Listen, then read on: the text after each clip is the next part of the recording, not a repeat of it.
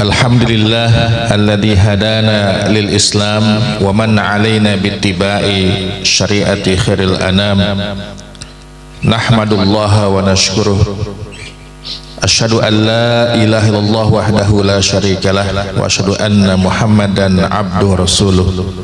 Ballagha risalah wa addal amanah wa nasahal ummah wa jahada fil haqq jihadi hatta atahul yaqin. Fa salawatullah wa salamuhu alaihi wa ala alihi at-tayyibin at-tahirin wa ala sahabatil umana'il akramin wa ala man nahaja sabilahum ila yaumiddin, amma ba'du. Yang sama-sama kita hormati Ketua RW 013 Stadirin Salahuddin, yang saya hormati Ketua DKM Mushola Al-Hidayah, kemudian yang sama-sama kita hormati Ketua RT 02 sini ya, para tokoh, bapak ibu semuanya, anak-anakku yang kita cintai semuanya. Mudah-mudahan kita di pagi ini diberkahi oleh Allah Subhanahu wa taala. Amin ya rabbal alamin. Bapak ibu yang rahmati Allah Subhanahu wa taala, saya nggak tahu sampai jam berapa ini tausiahnya nih. Ini jangan sampai kuliah subuh sama kuliah duha disatuin ya. Alhamdulillah pagi ini kita berada di tempat insyaallah penuh berkah, di mana kita sudah melaksanakan sholat subuh secara berjamaah, dilanjutkan dengan tadi membacakan berjanji ataupun maulid Nabi, tilawah Quran, setelah itu tausiah, habis ini kita makan-makan. Amin. Oh luar biasa, ini panitia langsung kicap juga nih ya, emang ada makan-makannya kan gitu ya. Selawat dan salam tak lupa sampaikan kepada Nabi kita Muhammad sallallahu alaihi wasallam, pada keluarga, para sahabat, keturunan dan juga pengikut beliau. Mudah-mudahan kita mendapatkan syafaatul uzma di hari kiamat nanti dari baginda Rasul sallallahu alaihi wasallam. Amin ya rabbal alamin. Mencetak generasi Rabbani, ini adalah kewajiban kita. Subhanallah, ini maulid bukan cuman ibu-ibu, bukan cuman bapak-bapak, tetapi ada anak-anak ya. Rabbaniyah harus sampai kepada anak-anak kita, dan kita sebagai orang tua dianggap sukses kalau anak kita mengenal agama yang kita yakini, yaitu al-Islam. Dari mana kita mengenal Islam? Dari baginda Rasul sallallahu alaihi wasallam. Enggak ada jalan lain memahami Islam, mengenal Allah sebagai Tuhan yang esa, hanya melalui baginda Rasulullah Muhammad sallallahu alaihi wasallam. Saya tadi cerita sama Pak RW ya, dengan Kang Zainal, saya baru nyampe dari Istanbul, Turki tadi malam jam 8 Pak. Maka saya kontak-kontakan beliau, ini bisa nggak nih ngisi di sini. Alhamdulillah ya, sampai. Jadi sampai melihat peradaban Islam yang dulunya itu adalah Romawi, ribuan tahun Pak, berabad-abad menguasai wilayah, itu sangat luas ya. Turki, kemudian Palestina, negeri Syam, semua masuk itu. Bukan cuma ribuan kilo, tetapi jutaan dikuasai oleh sebuah peradaban namanya Romawi. Diislamkan di zaman Rasulullah SAW, dan itu sampai 3 kali ya, artinya peradaban itu nyampe, sampailah ke Indonesia, kita menikmati dinul Islam. Apa sebabnya? Semangat para pendakwah yang datang ke Indonesia. Di Pulau Jawa ada Wali Songo ya, hafal namanya Pak? Kagak gitu ya. Kita mengenal bahwa mereka bawa Islam ke sini sambil dagang. Ingat ya, intinya dakwah, menyebarkan agama, dagang sebagai sambilannya. Kalau kita yang penting dagang dulu, setelah itu baru dakwah gitu ya, terbalik kan ya. Sampailah ke kita. Maka tadi dalam bacaan berjanji, anta misbahu as-suduri, Engkaulah ya Muhammad sebagai pelita hati kami. Saya ingin tanya Bapak Ibu, apakah Bapak Ibu cinta kepada Nabi Muhammad? Pernah ngelihat wajahnya? Lihat Pak. Nggak ngelihat tapi cinta, kan aneh ya? Apa kok ada cinta nggak pernah ngelihat? Wajahnya kayak apa? Itulah namanya cahaya Nabi Muhammad di dalam hati kita. Kalau tadi kita baca selawat, nyampe nggak kepada Nabi Muhammad? Nyampe. Ada malaikat yang ditugaskan menyampaikan salam dari umatnya dimanapun itu berada kepada Nabi Muhammad di Madinah. Ya, ya Rasulullah, ada umatmu di mana? Di RW 13 ini, musolahnya Al Hidayah. Ketua DKM disebut-sebut siapa Pak? Ustaz Zainal ya. Telah membacakan salam dan selawat kepadamu ya Rasulullah. Nyampe itu. Ya, makanya kita selawat dimanapun untuk mendapatkan syafaat Nabi kita Muhammad SAW. Jadi kalau kita ingin mencintai Nabi, bagaimana caranya? Kita harus tahu yang pertama, beliau punya posisi yang sangat penting, sangat istimewa. Saya sampai kumpulin hadis-hadis Nabi itu ya, subhanallah. Ada dialog dengan Nabi Adam ya, Nabi Adam dengan Allah Subhanahu wa Ta'ala. Ketika dikeluarkan dari surga, Nabi Adam dengan dosanya memohon pada Allah, ya Rabbi bihaqqi Muhammad antaghfirli. Ya Allah, ya Tuhanku, dengan haknya Muhammad ampuni kesalahanku. Kata Allah, ya Adam, dari mana kamu kenal Muhammad sedangkan saya belum menciptakannya? Apa jawaban Nabi Adam? Ya Allah, ketika engkau ciptakan aku menjadi manusia yang hidup, aku mendangak ke atas, aku melihat di dindingnya arasy tulisan La ilaha illallah Muhammadur Rasulullah. Tidak mungkin nama seorang hambamu engkau gabung dengan kalimat tauhid, melainkan dia adalah manusia yang sangat penting dan istimewa. Makanya kata Syekh Ramadan Al-Buti rahimahullah, kalau ada orang ingin masuk Islam tapi syahadatnya cuma sampai asyhadu alla ilaha illallah, dia tidak mau mengucap wa asyhadu anna Muhammad Rasulullah, maka Islamnya belum dianggap Islam. Lihat Pak, ada orang masuk Islam syahadatnya berhenti pada kalimat asyhadu alla ilaha illallah. Sudah Islam belum? Belum. Maka dia harus lanjut kepada wa asyhadu anna Muhammad Rasulullah, baru Islam. Saya ketemu dengan kawan waktu kuliah dulu itu, dia orang Turki. Ente ngapain sekarang? Saya kerjaan saya dakwah. Dan dakwah saya bukan mendakwahkan orang Islam, tetapi bagaimana mendakwahkan non muslim untuk masuk Islam. Dan ini sedunia dia menyiapkan para dai-nya Pak.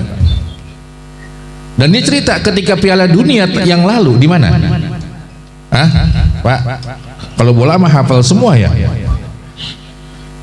Ketika Piala Dunia yang lalu di Qatar itu, beliau utus dai-dai sedunia yang bisa bahasa Spanyol mendekati penonton dari Spanyol, yang bisa bahasa Rusia mendekati penonton ya dan pendukung Rusia, tidak wahid.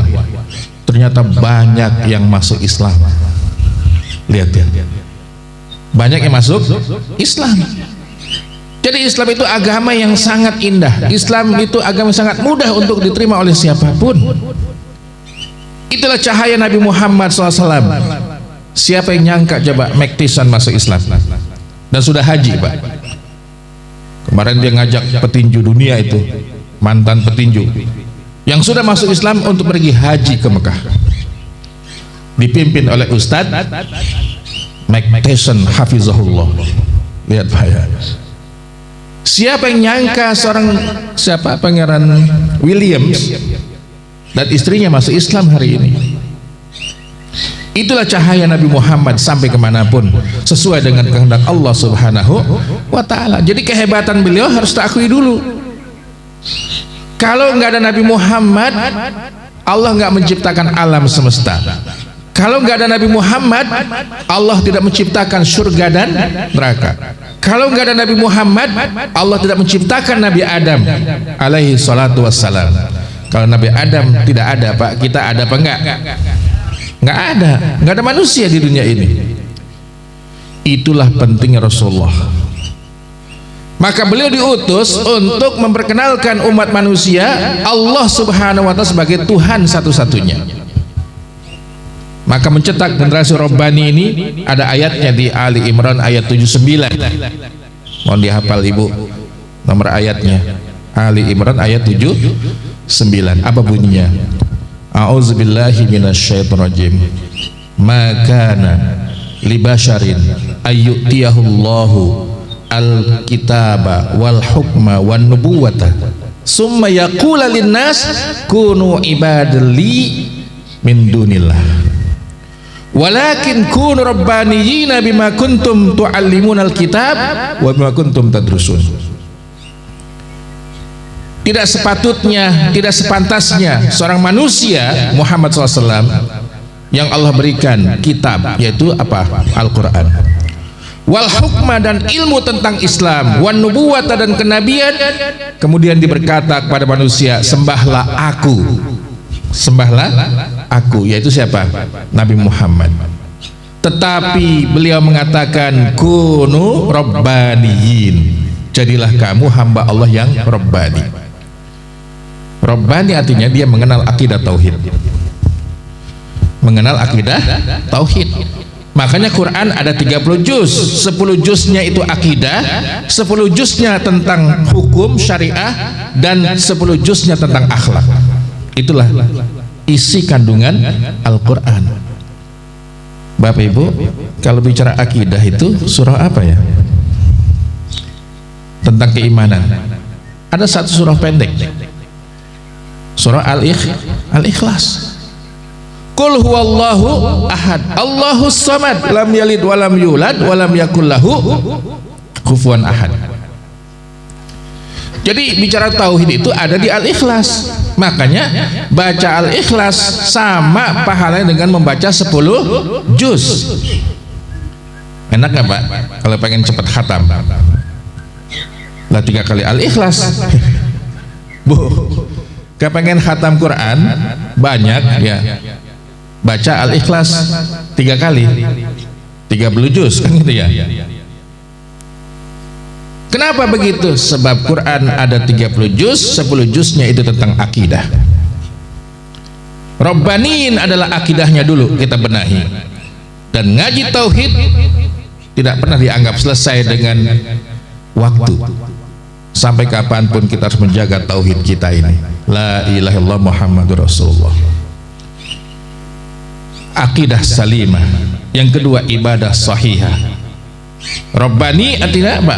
Ibadahnya mengikuti Nabi, nggak bikin-bikin, tinggal jalanin aja Pak. Suruh puasa ada yang wajib, ada yang sunnah. Yang wajibnya Ramadan atau puasa yang dinazarkan jadi wajib. Kalau saya sembuh dari penyakit ini yang udah lama banget, saya akan puasa Senin Kamis selama 1 bulan. Apa hukumnya? Wajib ya, karena bernazar itu. Sisanya sunnah, puasa Senin, puasa Kamis, puasa Ayyamul Bid, puasa Nabi Daud, puasa Arafah, puasa di bulan Muharram nanti tanggal 10 ya Pak, 9-10. Nah, itu sunnah, nggak usah nambah-nambahin. Puasa Pak, puasa mutih saya nih Ustaz. Pengen apa? Pengen kebal. Ditembak nggak tembus, dibacok nggak mempan, dicemplungin di Kalimalang mati. Wah, ini jangan diikutin puasa model begini. Puasa sudah jelas dari Nabi. Makanya kata Syekh Al-Buti rahimahullah, Maulid Nabi itu bisa kita laksanakan setiap seminggu sekali. Dengan apa? Dengan puasa Senin. Siapapun yang puasa hari Senin maka dia sedang Maulid Nabi. Ingat nggak coba hadisnya? Nabi ditanya, ya Rasulullah, aku melihat engkau itu paling banyak puasa di hari Senin. Kenapa? Apa alasannya? Karena aku dilahirkan pada hari Senin, maka aku senang untuk puasa di hari kelahiranku. Siapapun dari umatnya yang puasa Senin maka dia sedang Maulid Nabi. Ini kita Maulid setahun sekali ya. Nah Bu, banyakin puasa Senin aja ya. Ya, saya puasa Senin lagi ngapain? Maulid Nabi, mengenang kelahiran Nabi Muhammad SAW. Itu ada hadisnya. Ya, kalau puasa hari kelahiran kita enggak nyunah Pak, kita bukan Nabi. Yang membuat sunnah itu hanya Nabi, yang kedua sahabat. Ya, namanya sunnah sahabat. Kalau sunnah Nabi di atas sunnah sahabat. Ya. Jadi akidahnya sehat, ibadahnya sesuai dengan mengikuti Nabi SAW dan para sahabatnya. Kalaupun ada perbedaan itu fikih namanya. Subuh kunut apa kagak? Boleh kagak? Boleh kunut. Tarawih 2-3 apa yang 11? Bu, mau milih yang mana? Saya mau nanya di sini aja lah, musola ini berapa ya? 11. Enakan mana 11 sama 23? Tuh. Mau dikasih tahu ilmunya, yang banyakan di dunia ini orang Islam itu milih yang 11 atau 23? 23 Pak. 11 mah cuma di RW 013. Di Mekah 23, di Masjid Nabawi 23, di Saudi semua itu yang mazhabnya Hambali 23. Di Pakistan juga saya lihat mazhabnya Hanafi 23 semua masjidnya itu sholat tarawihnya. Maliki 23, Syafi'i 23. Ya. Yang 11 mah Syafi'i. Tuh, ya. Jadi 11 boleh, 23 juga boleh. Yang salah yang kagak sholat. Lah Ustadz kagak sholat ya boleh katanya. Itu mah sunnah sholatnya katanya. Lihat itu. Nggak usahlah kita membahas tentang 23 itu wajib. Nggak ada yang mewajibkan. Ya 11 silahkan, 23 silahkan. Gampangnya beginilah. 11 rakaat itu mazhabnya karyawan, 23 mazhabnya pensiunan, gitu aja lah. Itu enaknya gitu tuh ya. Itu masalah fikihnya enak Pak. Jadi beda tapi kita nggak pernah masalah gitu loh. Saya sempat tanya Ustaz Ayub, apa sih hukumnya beda pendapat? Nah, jangan kan beda pendapat, beda pendapatan juga boleh. Ya Pak, pendapatan Pak RW sama saya beda nggak? Apa kita pernah mengusik-ngusik? Enggak, boleh. Ya, beda pendapatan juga boleh. Ada yang nanya lagi, Ustaz, kalau habis sholat itu ada yang salaman, boleh apa enggak? Saya tanya, sholatnya udah selesai? Udah. Jangankan salaman, ente jungkir balik boleh katanya. Udah selesai sholatnya Pak. Ya. Jadi ini masalah adat, kebiasaan. Setiap bangsa punya adat istiadat. Ya, makanya dalam ilmu fikih adat kebiasaan bisa dijadikan pedoman hukum selama tidak ada ayat atau hadis yang mengharamkannya. Coba ibu-ibu yang biasa kumpul-kumpul arisan, cari hadisnya coba, ada nggak hadisnya? Ibu-ibu ayo kita arisan kata Nabi, ada? Nggak ada. Apakah bertentangan dengan ayat? Enggak. Sama hadis enggak? Ya udah lanjut Bu, arisan aja ya. Kalau perlu mah arisan umroh ya. Cuman harus dibangun itu MOU-nya. Yang udah dapat jangan pergi ya katanya. Nanti kita jadi ke Mekah gitu. Boleh, silahkan. Wa ta'awanu 'alal birri wat taqwa wa la ta'awanu 'alal ismi wal 'udwan. Jadi akidahnya harus sehat, ibadahnya sesuai dengan Nabi, akhlaknya mengikuti Rasulullah SAW, kemudian dia adalah orang yang manfaat bagi orang lain. Banyak ini kalau kita baca tentang generasi Rabbani ini ya. Tetapi tidak semua kita bahas ya, ini to be continued tausiahnya. Nah, bagaimana kita cinta Rasul dengan memahami Rabbaniyah? Yang pertama adalah kita ikuti sunnah beliau.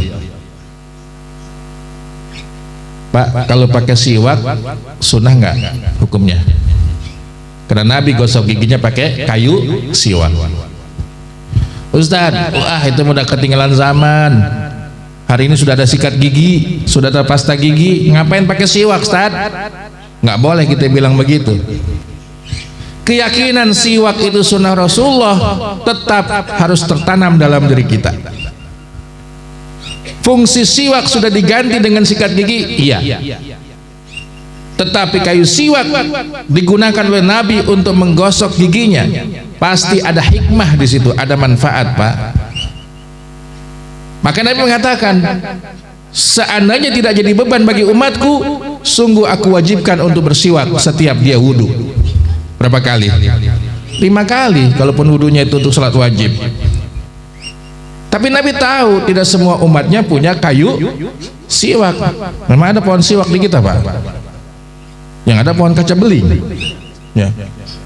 Makanya kalau ada tetangga kita ke Mekah nih, mau haji atau umrah, Bapak Ibu minta oleh-oleh jangan banyak-banyak. Cukup siwak, zam-zam, kurma, tasbih, sama sejadah dah tuh. Itu kata jamaah yang pergi ke Mekah, itu semuanya diminta namanya. Siwak itu sunnah. Makan dengan tangan langsung itu sunnah. Tetapi ingat, sunnah Nabi tidak akan bertabrakan dengan keindahan dan kelayakan. Ini kata Ustaz Aib waktu tausiah maulid, katanya makan yang nyunah pakai tangan langsung. Makan bubur ayam pakai tangan, Bu. Makan bakso pakai tangan. Lah kan nggak indah itu. Karena hukumnya sunnah, lakukan semampunya. Nggak sesuai pakai sendok, begitu. Ya. Jangan mengangkat sunnah itu apa adanya, lantas tidak layak gitu, Pak ya. Tidak patut. Sunnah Nabi kita hidupkan. Yang kedua, banyakin selawat kepada beliau. Innallaha malaikatahu yusalluna 'alan nabi. Ya ayyuhalladzina amanu sallu 'alaihi wa sallimu taslima. Selawat yang paling bagus adalah selawat Ibrahimiyah. Allahumma shalli 'ala Muhammad wa 'ala ali Muhammad. Jadi yang pertama, mencetak generasi Rabbani, dia adalah mengikuti sunnah Rasul. Yang kedua, banyak baca selawat. Yang ketiga, mencintai sahabat semuanya. Kalau disebut nama sahabat gimana kita? Bilang apa? Radhiyallahu anhu. Kalau Nabi disebut namanya sallallahu alaihi wasallam. Kalau imam-imam yang kita tahu, ada Imam Syafi'i rahimahullah, Imam Hanafi rahimahullah, Imam Ahmad rahimahullah. Kalau ada ulama dan ustadz yang masih hidup, doanya apa? Hafizahullah. Semoga Allah menjaganya. Itu adab tuh. Ya. Makanya dalam salat tarawih itu ada Bilal, Al Khalifatul Awal, Abu Bakar As-Siddiq. Jamaah bilang apa? Radhiyallahu anhu. Kenapa? Bahwa kita itu menjelaskan kita adalah ahlu sunnah wal jamaah. Semua sahabat kita doakan dengan radhiyallahu anhu. Untuk beda dengan siapa? Dengan kaum Syiah. Syiah itu kalau baca nama sahabat lain selain Ali dan Ahlul Bait itu nggak didoakan, nggak ada baca radhiyallahu anhu.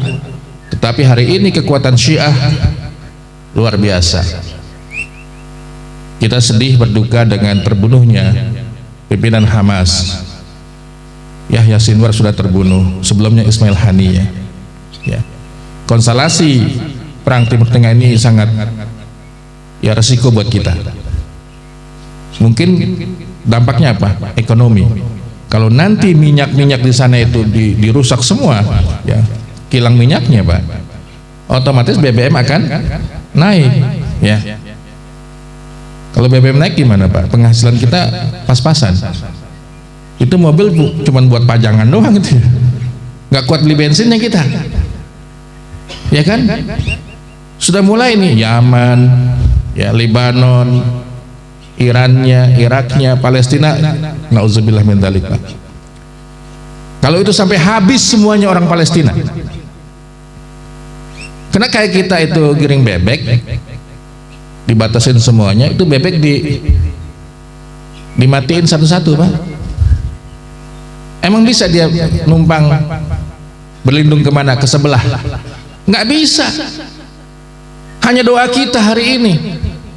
Kalau kita mengaku umat Muhammad SAW, tidak cukup dengan sholat kita saja, tidak cukup dengan puasa kita, tetapi bagaimana kepedulian kita terhadap umat Islam yang lain. Alhamdulillah kita masih bisa makan 3 kali. Di Palestina nggak ada buat minum, nggak ada buat makan, nggak ada buat obat-obatan. Semuanya adalah tanda-tanda kematian. Tapi luar biasa, keimanan yang sangat kuat. Inilah didikan Rasulullah SAW. Mereka punya konsep hidup, iskariman au mut syahidan, hidup mulia atau kita mati syahid semuanya. Kalau kita begitu siap nggak, Pak? Tahu latat katanya ini mah. Kita masih cinta hidup katanya, belum siap mati.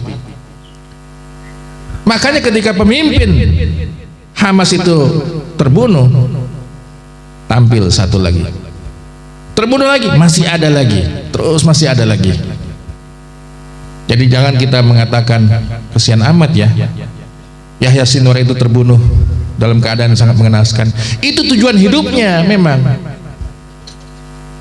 Jangan dianggap Israel itu menang, Pak, hari ini. Itu banyak tentara Israel yang ketika ditempatkan ke Gaza pulang, dia nggak mau lagi diutus ke sana, dan banyak yang stres gila itu ada. Kenapa? Saya membunuh orang itu dan dia datang dalam mimpi saya, sangat mengganggu, seakan-akan dia masih hidup. Makanya kata orang Israel, tentara Zionis, kami ini melawan hantu. Lihat, Pak, kami ini sedang melawan hantu. Dari mana ini keimanan yang kuat? Adalah ajaran Nabi kita Muhammad sallallahu alaihi wasallam. Makanya para pejuang itu bisa mengetuk benteng Romawi yang sangat kokoh. 3 kali ekspedisi jihad di zaman Nabi diutus Khalid bin Walid dan panglima lainnya. Belum selesai, Nabi wafat, mengutus Usamah bin Zaid untuk menaklukkan benteng Romawi. Belum selesai, Nabi ditanya, Rasulullah, ada 2 kota, ibu kota, Konstantinopel dan Bizantium. Keduanya adalah wilayah Kristen Romawi. Kota mana dulu yang akan ditaklukkan oleh kita sebagai umat Islam? Kata Nabi, Konstantinopel duluan. Itulah di zaman Muhammad Al-Fatih. Alhamdulillah kemarin saya bisa berkunjung ke makam beliau, ke masjid beliau di Istanbul.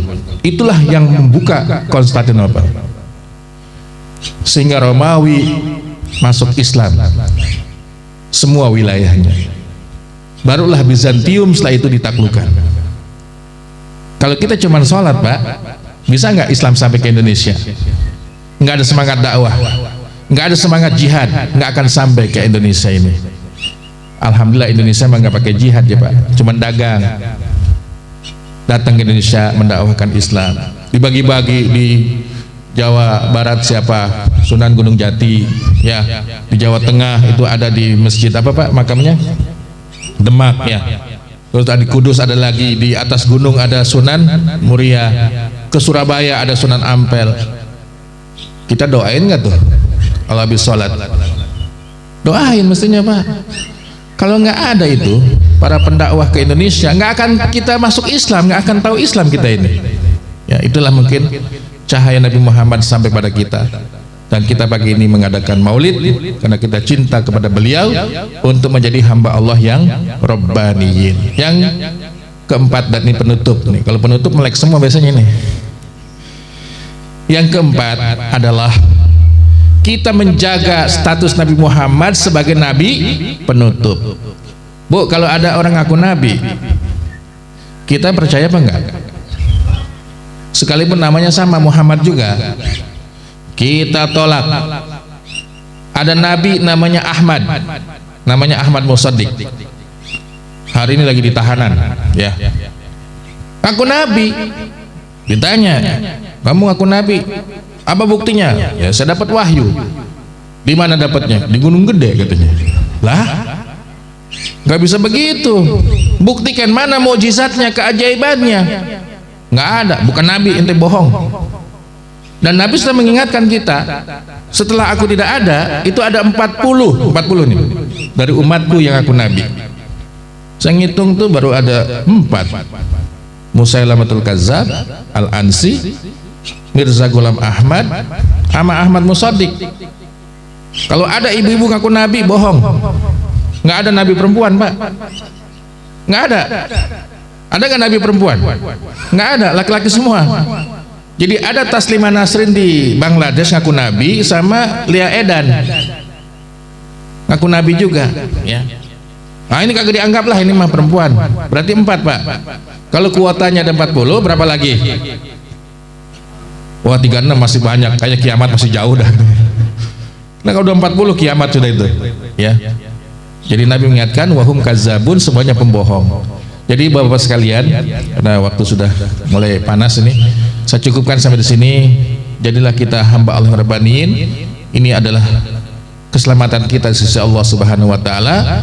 Jaga salat subuh, jaga 5 waktu, ya. Musola ini dimakmurkan dengan kegiatan ibadahnya, kegiatan taklimnya. Mudah-mudahan Rabbaniyah akan kita jaga sampai akhir hayat. Itu saja mungkin yang saya sampaikan, mudah-mudahan bermanfaat.